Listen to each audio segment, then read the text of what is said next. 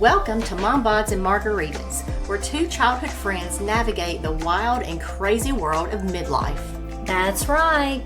We're diving into the ups and downs of relationships, motherhood, health, sports, and everything in between. Join us as we share our personal stories, laugh through the challenges, and explore how to thrive in this transformative phase of life. Whether you're feeling lost, empowered, or somewhere in between, we're here to remind you you're not alone. So grab a coffee or a margarita, settle in, and let's embark on this journey together. It's time to embrace the chaos and celebrate the beauty of midlife. Let's get started.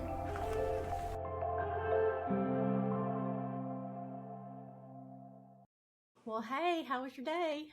You know, it's been hectic. How about yours? Same.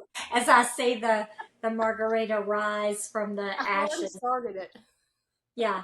Well, I have not. I'm just starting my wine here. But yeah, it's been a long day and was out in the field today a little bit. So driving quite a bit. And a really good friend of mine is actually leaving. She turned in her notice. So she's not going to be with our company anymore. She's taking a new opportunity.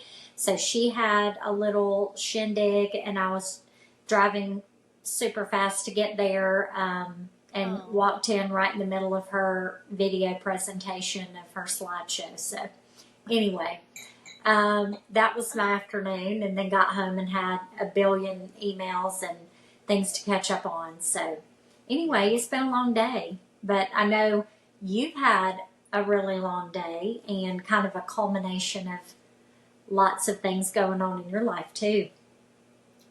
Yeah, there's just so much going on right now. It's just that time of year. April and May is always busy because it's always the end of a school year. Mm-hmm. Spring begins, and so there's a lot of things around the house that has to be done. So between those two things, it's just always super busy. And as we all know, my youngest son is graduating, so all of the end of the year stuff is going on, and I think some of it is I'm physically tired just from doing a lot around here because, of course, I've started projects at the worst time ever. Yes. But I'm getting emotionally drained because it's good. It's a good, um, emotional stress, but it's Yeah. still a lot when you have all this going on. And I get a little emotional, and I didn't think that I would because he's my third. Yeah. So I knew it would, affect me some, but you just feel like once you do this over and over, you kind of have your emotions in check, and you just don't. So, No. In some ways, I think it's worse because he's the last. yeah, maybe. And I don't know. I felt pretty strongly with both of mine when they moved out, and my motto has always been they'll be back. And so the oldest came back for a stint. I think I've talked about that before. He went through some major life changes and career change and a lot of different things, and so he moved home for just a short time, and then that was kind of passing in the night when the baby left, and just a Yeah. lot going on in that time. And I'm probably mixing my timelines up because it's just been a revolving door. But we're T minus 2 weeks now until graduation. We're about 10 days from the baby graduating from college, and as a result, he's interviewing. Has had several offers. Anyway, he's getting ready to move back home. So that's going to be different in my space. Again, I haven't had him home for 4 years, just a little bit during the summers. But even last summer, I don't think he came home at all. I mean, just to visit, but he wasn't here. Right. So it's going to be an adjustment for both of us. He's been living that college life, and Right.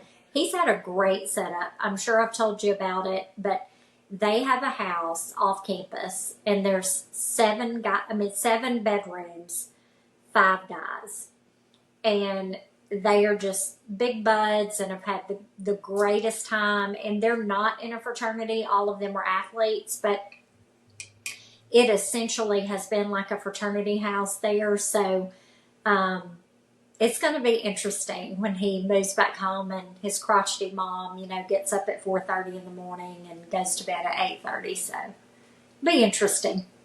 Well, that sounds like fun, though. I know he's had so much fun and such a good experience up there. So Yeah, yeah. So bittersweet. then he'll start making that paycheck. Yes, yes. He said, "Mom, you should charge me rent." I was like, "What?" And he said, "You should just take all that money and put it in a high yield savings." I'm like, "For you or for me?" Right. I think he meant for him. So let's get That's so that funny. straight. That is so funny.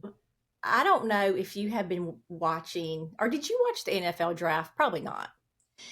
I didn't because I was busy, but I tried to keep up with it a little bit on my ESPN app, but I didn't keep up with it like I have in years past Yeah. because I don't have Well, regular network TV right now. And so trying to follow stuff on the ESPN app without YouTube TV or without a cable channel or dish or whatever, it was just yeah. very challenging. So, Well, and at the same time, we didn't have as many Bama players that were really projected to go, you know, that high, like night yes. one in the first round. Although I do think we had two maybe that went. I don't remember, but anyway, Yeah. I of course watched it, and we watched round one and then two and three the next day, which was this past Saturday, I believe. I Yeah. think it was Friday and Saturday. And sorry again, y'all. Every time I'm on here, my family tries to contact me, and I had to keep my phone on because my son is in Huntsville, and so he just texted me saying there's no air conditioning in here. But Oh, anyway, no. so let me cut this on airplane mode since I know he's safe and where he needs to be, and Yeah. my husband will call anyway. So listen, the older I get, I just get more emotional about things, I guess, Yes. or maybe it's just with everything going on. But I was watching the draft and would like get teary eyed and a lump in my throat Yes. watching these guys be so emotional and their families be so emotional and they be so happy and just their Yes. reactions because so many times I know they're young and I still call them kids, but at the same time, when I see them on the football field Mm-hmm. and they're just so physical and just like beasts of athletes, Mm-hmm. I forget sometimes how young they are. And I think that they're Yes. just, ice cold, can keep their emotions in check. And then I'll watch this and you really understand, or you can see, I can't understand, but you really can see through their emotions how much Yeah. this means to them and how hard they've worked and some of the Mm-hmm. sacrifices that their families have made. I was just so happy for all of them. I I would get I so can't believe that emotional. you and I had not discussed this, to be honest, because I was literally tearing up watching some video of like the kid that he got drafted and then his mom passed away. Yes. And so I can't believe we haven't discussed it. But Jihad Campbell, I think, no, Gerard Campbell, I can never remember his first name. I think it was Jihad Campbell. He went to the Eagles. And so I'm thrilled because I'm not really an NFL fan. I like college, but I follow all the Bama guys. And Me so too. Jalen and, everybody's there, Smitty and Landon Dickerson. And so that's where he's going. And then Booker, he went to Dallas. And so I was pretty excited about that. But, I'm glad Milrow got drafted. He's going to do great, I think, in Seattle. I think, he can learn a lot there. Malachi Moore, he got drafted. I mean, so we still had some drafts, but in the past, it's been insane how many players we've had go in the first Right. round. Well, I texted Allison Jalen got drafted, and I think one night, I don't remember what round he was, maybe fourth or fifth. Anyway, I texted her the next day because, Alice and we had a love hate relationship with Jalen. And Same. so I mean, I love Jalen. I think he seems like a great kid. Just sometimes Yes. on the field he would annoy me. But again, what do I know? I've not played football. Anyway, I texted her. I said, "Did you see where Jalen got drafted?" And she said she did. And so we both, in our own right, wish him well. I'm glad he's Hmm. at the Seahawks. I remember watching them some when Sean Alexander played for them. Yes, So I really hope that he does well. I really, really do, because he I does do seem too. like a great kid. But I'm glad he's moved on to the NFL and hopefully can Yes, progress from there. same. So, So I know the three of us had a conversation about that. And, again, we are here on a podcast, 50-year-old women. We could not throw a ball to save our life. So, how we have opinions about this is beyond me. But um, we do. And so we're the ones sitting here talking about it. But I do think he will develop there. I do think he's got a good opportunity. And I will say I'm excited to see what DeBoer's going to do this year with the new system. I think Ty Simpson is the front runner as yeah. far as the quarterback situation. Um, is it Austin Mack? Is that his name? Maybe not Austin, but Mack, the backup. I was really hoping to see more of him, so hopefully we will this season. But anyway, I would be remiss. It's kind of like the astronaut thing and the comments that Gail King said that she was an astronaut, and those kind of comments when we talked about their space flight for 11 minutes or Yeah. whatever it was. I mean, the whole draft was overshadowed with Shador Sanders. And Yes. come on. I mean, again, everybody's all over the map with what they think about it, but I was blown away at the, I guess, the audacity. I sent you that funny meme. It's like these people going to look for the audacity. I Yes. mean, his dad is going to the first meeting with the Browns with him. I mean, at some point, you have got to let him be a young man and make his own decisions. And him having an entourage and a whole backdrop for his first round draft pick, and then Jalen went higher than him. I mean, everybody's got their own opinions, but I was like, this is out of control. Yeah. Um, yeah, it's probably best that I keep my opinion to myself on that. I mean, I'm not denying that he's a great player, but at the Yes. same time, whatever. And the thing is, like, if any of these guys heard us talk, they'd be like, "Who in the crap do you women think you are? You're 50-year-old mom bods. Like, who cares what you think?" And okay, that's fine, but And to that, still, I'll just say, don't hate, celebrate. Don't hate that we're 50 and still got it, you know? that's right. But I mean, it's a circus show. It's a He's a circus little sideshow. much. He's Yeah. a little much for me. I mean, Yeah. you know, And and he's, I've said I don't like cocky arrogance, like big ego. I mm-hmm. get having confidence, but he's just too much, and he's anyway. I just need to not say anything else about it. I started working out this past week. I don't know if I've even told you. So I took a little break. I can't remember what I've said on here and what I tell you. So Yes, you if did I've tell repeated me. Okay, so I can't, if I've repeated myself, I'm sorry, I'll make this short. I stopped working out for a couple months because my elbows were killing me, especially my right one, and I really feel like I did something to it exercising. So I Mm-hmm. was trying to let it heal. Well, instead of like walking and doing other stuff, I just let my body, we're going to say rest, okay? So I let my body rest. Started working out again. I am so sore. The other day, just turning over in the bed, I could barely move. My legs were aching, but I was so glad because at least I know, it's working. And then Yeah, I was driving somewhere, I think yesterday or the day before, and Thunderstruck came on. I don't know if you remember this I do. at I our know. gym. Is that what you're thinking? Yes. Okay. So Yes. for y'all that don't know, we At least it was one morning when I was there. I don't know if they ever did it more than that one morning, but I don't know if it was a warm up or a finisher or what. But they played Thunderstruck. Was it a finisher? Finisher. Okay. After we had already done our entire workout routine. Yes. Ugh. And that day we had to do burpees. So they played the Yes. song, and every time they said thunder in the song, you had to do a burpee. And so Yes. at first you're like, oh, I can do this because, you do it, you get back up, you got a split second. But that song's 5 minutes long. So it really Yes.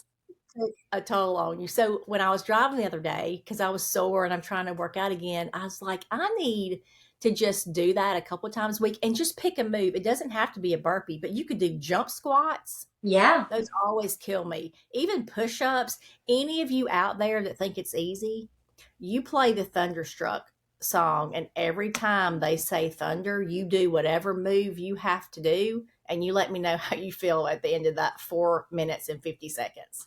If I remember correctly, and I may be mixing up two workouts because I was there sometimes when you weren't, but there was another time I think we did burpees this again to the same song, except in between the burpees we had to hold a squat. I Those don't remember. instrumental parts that are Right. you think, oh my gosh, oh my gosh, and then it's thunder, and you do the burpee, and then you come back up to a squat, and you have to hold it. Hmm. And I know we've done several songs like that, like for finishers, and we had to hold a squat or do like those star jumping jacks, which Yes. Ugh. that is the worst. Like, I hate burpees really badly, but those star jumping jacks, I really think I would take a bullet before I would do those. I cannot stand them. They are the worst. And I think I look silly doing them, so maybe that's it. But Yeah, I don't like those. And jump squats always get me. Squats, I can handle, but just that extra movement of you jumping and squatting, it just kills my legs. yes, yes. So, And they're like shaking, and you have to just keep going. Well, yeah. when I open my high yield interest savings account, then I'm going to join the gym again because I'm not happy with this new gym. Well, I started, I told you I was doing that Saladino for a while and then Jolie stuff. Um, but I came across another lady. I probably don't need to be doing too many people because I need to stick to the same plan for several weeks. But her name's Caroline. What is it? I think it's like Girvin or something like that. I think it's Girvan. Anyway, if you saw her, you could tell she's very much in shape. But I've been doing her exercises. She's got just different programs that you can do. It's like a 30-day, Mm-hmm. program. So I think the one I'm doing is maybe it's called Iron something, Iron Fuel maybe, or I may Hmm. be combining two different ones. And it's pretty good. Like today, my abs are sore and like my triceps and stuff. But the craziest thing is, I'm kind of backtracking. I've been trying to take a leave pretty much every day just to help with inflammation. And I've been trying to like just rub my elbow and Mm-hmm. just try to help it out, Mm-hmm. speed up the healing because I really feel like I pulled something. And so Mm-hmm. it was just going to be one of those injuries that took several months to heal. Mm-hmm. Listen, I don't know if something kicked in with the Aleve or like me working out. Maybe I'm making this stuff up and just like the extra blood flow or me massaging it or what. This right elbow that was giving me such issues for 4 months straight. I just noticed the other day, I was like, wait, my elbow feels fine. Hmm. Like it just all of a sudden. So I tried to like reach back to pick something up because if I, keep my arm straight and like if I'm in my car and I reach back to Mm-hmm. get my purse, picking it up at that angle, I couldn't hardly lift Yes. up my purse. It was painful. Yes. So I've tried to do that to see if I can tell a difference, and it still does hurt a bit. Mm-hmm. But now it's like my left elbow's trying to do that, but it's different. So I think maybe it's from the workouts. But I also, when I started back this past week, I said, I'm going light on the arms. Like I know that's what I did before is I did too heavy of weights. So like my biceps, I'm only doing 10 pounds and anything Mm-hmm. else that I do, I'm using like 5 pound weights. I don't even know if I've used my 8 pounds. So I can tell the five is not enough as far as like me struggling at the end. But after I do several sets, it's Mm-hmm. almost like I can feel it's putting strain, some kind of strain on my arm. So I Yeah. don't care as long as I'm doing something and maybe I can just gradually work my way out of this. But yeah, so like my right elbow just pretty much doesn't even hurt anymore, just out of the blue. Yeah. Well, and I've shared with you, and I've shared it on this podcast before, but I had frozen shoulder for 18 months. I cannot express to you how painful that is if you have not had it. And so I don't know if you can have something in your elbow too. It's for menopause. But I mean, I could not lift my arm shoulder high. I couldn't lift it like that. I mean, I would scream in pain. It hurt so bad. And I have a really high pain threshold. And it was like that for 18 months. And I had to work it really, really hard. They wanted to do surgery. I wouldn't let them. I was like, no, I'm not doing that. Because basically, what they do is put you to sleep and just put it like almost like on a meat hook and just rip it around. Like it's just tearing the scar tissue and all of that. I'm like, I'm not doing that. I went to physical therapy. I cried during physical therapy. It was Mm. awful. And the other day, my right shoulder started feeling a little funny, and I'm like, no, we're not going through that again. Mm-mm. But massage helped it. It was so painful during, but it helped so much after. But it is just insane what your body will react to, and Yeah. especially the joints. So, I really do wonder if taking the Aleve on a consistent basis, and I would only mm-hmm, take it one time a day, so it wasn't like I was doing it every 4 to 6 hours. Just that and massaging it and just, tapping on it. I forget that those things like create blood flow, mm-hmm, which I think helps with the healing process. I've started, putting um, creatine in my drinks again. So yeah, I don't know, maybe it's just coincidental, but if all of this is what helped, it just reminds me that sometimes it's just small things that will help that heal your mm-hmm, body, the blood flow. How can we, get things working again? You don't have to be on pain pills. You don't have to have surgery. You don't have, and right, sometimes you do, but yeah. so I don't know what the deal is, but anyway, it's feeling much better. So Well, upward and onward. yeah, and you know me, I'm not 100% granola, but I'm also not. I'm not going to take medicine every time. I go to the doctor and then wanting to put me to sleep and rip this all around and then Right, put me on all these pain pills. No, I, right. I'll I will bite a rag, deal with it for a while, and then I started working it out pretty heavily.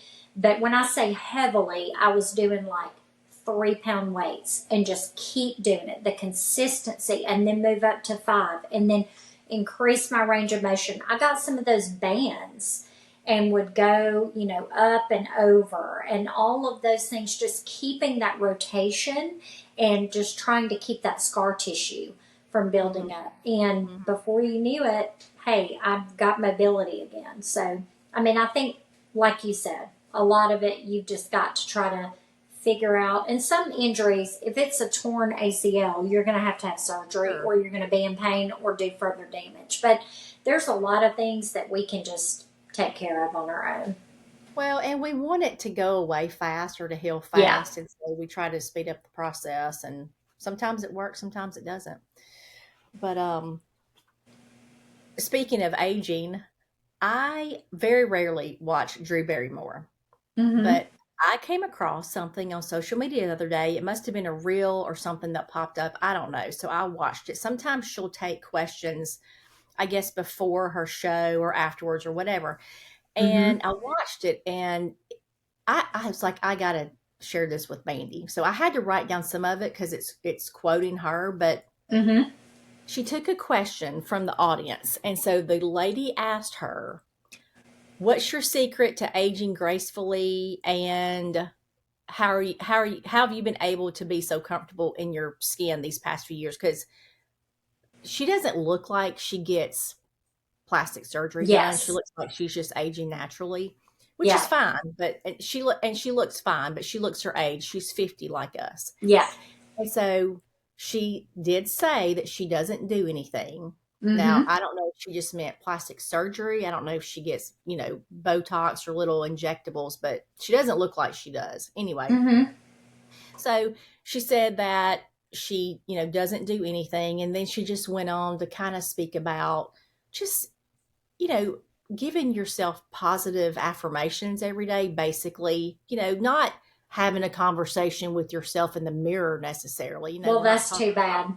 doing weird stuff, but just, to not be so hard on yourself and Yeah. to not always want to look at your flaws that you Mm-hmm. think is a flaw, but maybe someone else does not. Like, and we all know this. But Yes. one thing that she said, and I was like, ooh, I like that. When she was talking about just being positive with Mm-hmm. yourself and with others, she said, a smile is better than any lipstick that you will buy.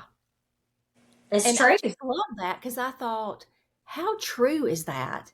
It's you can be so down on yourself Mm-hmm. and just get in that pit of a place, and Mm-hmm. it doesn't matter how much makeup you put on. If you're not happy with yourself, or if you find flaw in your face and you Yes. think that makeup's going to cover it up, at the end of the day, it doesn't. And if you're just happy within yourself, and look, I know we all are not 100% happy with ourselves. I find flaws in myself. I'm constantly talking about, my face and my skin. I get it. But the point she's making is, if we can just accept where we are in our life, and if we can just be Mm-hmm. happy and content with Yeah. that, just us having a smile and being happy is so much better than trying to cover it up with Yes. lipstick, with makeup.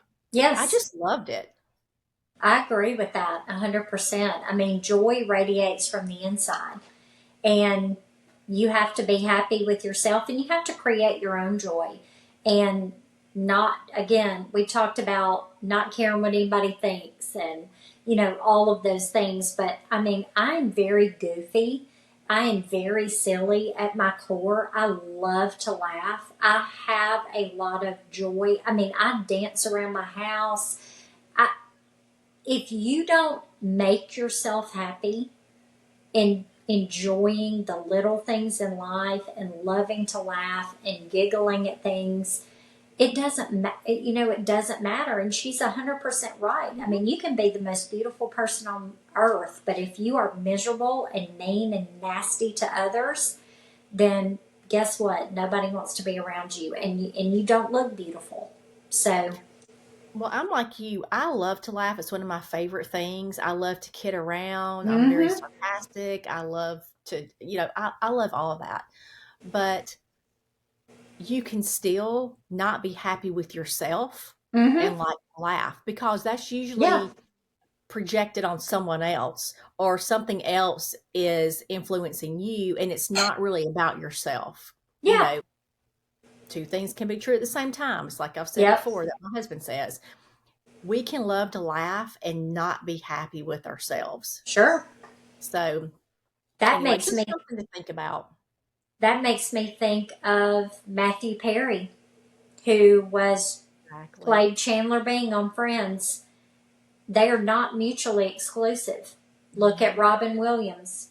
There Yeah. are a lot of people, Chris Farley, a lot of people who struggled with their own demons. They were funny. People loved to be around them because they radiated light. They were hilarious. They always found the humor, but it was a mask, and it was Yeah. something that covered up their pain. And some of the funniest people have had the hardest journeys. And so, a lot of those people, like Robin Williams and Chris Farley and all those people, you never know what somebody is actually going through in their life. And so, it's important to give them some understanding. And just know that just because they're funny and personable and all of that does not mean that they don't struggle with things too, because they're human. And I think what's sad about that is they enjoyed making people laugh. So Yes. they got joy out of that, Yeah. but it was making someone else happy. Yep. For So sure. it's just so sad all the way around. But Yeah. so on to a little bit more somber issue, something else I saw on Facebook. And I've got to look at my notes for this because I had to write down a lot of what this guy said. I don't know who he is. Again, it was another reel that just popped up, but it was something that really stuck with me, and I think it's very important. And we've sort of alluded to this in different conversations before about the importance of spending time with people that you love or telling people that you love or care about how you feel. So, this guy was having an interview, he was on a podcast, and he said that he had run into an old friend. Or, no, Mm-hmm. I'm sorry, it wasn't an old friend. It must have just been some acquaintance or whatever. And Mm-hmm. so they were just chit chatting, and the other person asked him, so, well, how old are your parents? And he said, like mid 60s. And he was like, oh, okay. Well, how often do you see them? And he said, well, I live across the country, so I really only see them about once a year. And and so the guy said, oh, so I guess that means that you'll only see them 15 more times in your life. Mm. And he just it really hit him like a ton Mm-hmm. of bricks. Yeah. And he thought, wow, you know, just to think, even though we may think my parents have 15 more years, like this guy, on average, Mm-hmm. his parents may have had 15 more years. Right. We think that's such a long time. And But it's when you're not. only seeing your parents one time a year, Mm-hmm. 15 more times Yeah. will you see them again. And he said he went home and had a very candid conversation with his wife. And I know this isn't the case for everyone, but Sure. he was in a position to where he just changed jobs. He moved, and so he moved closer to his parents. And he said that all that's totally changed. I see my parents like several times a month now. So, as he was talking about getting to see his parents more often, he mentioned that we are much more in control of these things than we think we are or that we seem to be. Now, yes, Mm-hmm. can everyone just hop up and change jobs and move across the country? No. Mm-hmm. But if you're a couple of hours away or if you're 30 minutes down the road, like I am with my parents, and I know everyone's situation is different. So I'm Mm-hmm. not passing judgment on anyone. I'm just giving people something to think about if this is a change that they or we need to make in our lives. Okay. Mm-hmm. You can change that. You have Mm-hmm. control of how much time you spend with somebody. You are in control of how much attention that you give someone. And That's if you right. think of it that way, you know, to know that you can count on one hand how many more times you're going to see your parents, or that you can count on two hands how many more times in your life that you're going to see your parents. Yeah. It gives you something to really think about. Yeah. Even if it's a phone call, now you may not be able to be within driving distance, but if you're only speaking to your parents, you know, a few times a year because life is busy and you live over here and they're here, maybe that's something that you can change and Mm-hmm. make a phone call once a week. Just something. Yeah. Yeah. And I think what gets my wheels turning is obviously family is super important, and that put things in perspective for that person, and them saying, okay, I'm going to change my lifestyle so that I can spend more time with my parents. I would say adversely, we need to start thinking about that as in our dreams too. Take family out of it. If you've been wanting to start a business, if you wanted to move to a different city, or you wanted to try something on your bucket list, we may only have 15, 20 years to do that. So you also have to look at, what do I want to do with my life? What kind of impact do I want to make, regardless of family? Take that out of it. if I want to move and change careers and move to a new city and start over, time is running out for me to do that. If I Right. want to do that, I need to do it now and not just wait until all the stars align or Right. everything lines up the way you think it should be. I am a perfectionist by nature and typically will, make decisions based on everything being perfect. And there have been some decisions over the last few years that I've had to make that weren't perfect, that I've just had to pull the trigger. So I think that's a good lesson for us, is just thinking about that time that you have left, those relationships, but also if there's something that you're going to lay on your deathbed and regret that you didn't do, now is the time. It's never going to be perfect. Just like when we were young and we were like, oh, having kids. Well, I'm scared to death. I don't have any money. I'm young, whatever. Right. But guess what? It worked out. And so if you never try, you'll never know. And you can fail. You can fail forward. We've talked about that too. You can fail forward and learn something. Even if it doesn't go the way that you think, the possibilities are endless. Kind of piggybacking on all of that, I thought about this. I don't know, it was a couple months ago. I think it was just a random thought, honestly. It may have been on the heels of when I was going to those funerals or Mm-hmm. something like that was going on. And so it just had me thinking about a lot anyway. But maybe you and I were talking on here one time about, writing notes or cards. I think sometimes that's just people don't do that anymore. We Mm-hmm. have the phones and social media, and so no one sends cards, no Yeah. one writes letters, that sort of thing. And I'm guilty of that too. But I will True. say, when I go through my old boxes, which is what I'm doing right now, I love to find cards that I have saved over the years or even notes. Even like when we were in school, I've got a Mm-hmm. ton of those notes upstairs. Now, I know that's different because that's kids, but still, there are some handwritten notes and cards that I've got. Point Mm-hmm. to saying all that is, I guess a few weeks ago or a couple months ago, when I was thinking about people that are important to me and how it's important to share, I thought it would just be so nice to write those individuals a letter, not a Mm-hmm. card, not some sappy card where you just write a couple of lines and then sign your name. You're so important to me. Like, Mm-hmm. really, and do it when the moment's right, not necessarily make a list and say, okay, I'm going to write all these people a letter by the Mm-hmm. end of the week.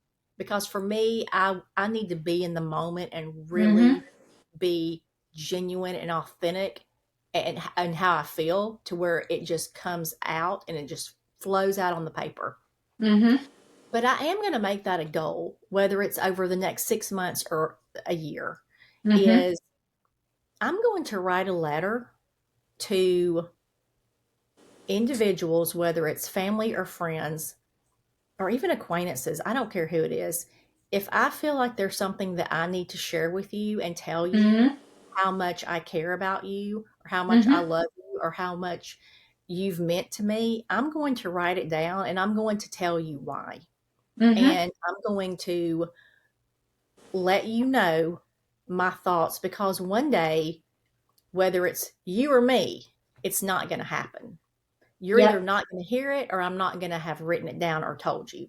Yep. And so for me, that's just a personal thing I'm going to do, not trying to guilt anybody else into doing it. Mm-hmm. But I would encourage anyone out there listening that if there is anyone, it doesn't even have to be to rectify a situation or to make things better. Obviously, that would be great, but just anyone that you care about, Mm-hmm. it, just anyone, let them know why you care about them and why they mean so much to you. Yep. And I know what it was. Some of it was we were talking a while back about when people pass away and Yes. then everyone gets on here and posts on Facebook about why they loved this person or why they were important and all that's great, but that person doesn't know that. That Yeah. person Tell them never when gets they're to hear them alive. say it. That's right. So we want to hear that from other people, I'm sure. I would love to Yeah. hear that. So I'm that's my goal. I'm going to do that over the course of the next few months or year. And just whenever it comes to me for that particular person, whether it's in a mood I'm in or I hear a song or something reminds me of them, I'm going to write it down in my handwriting and they will have something tangible.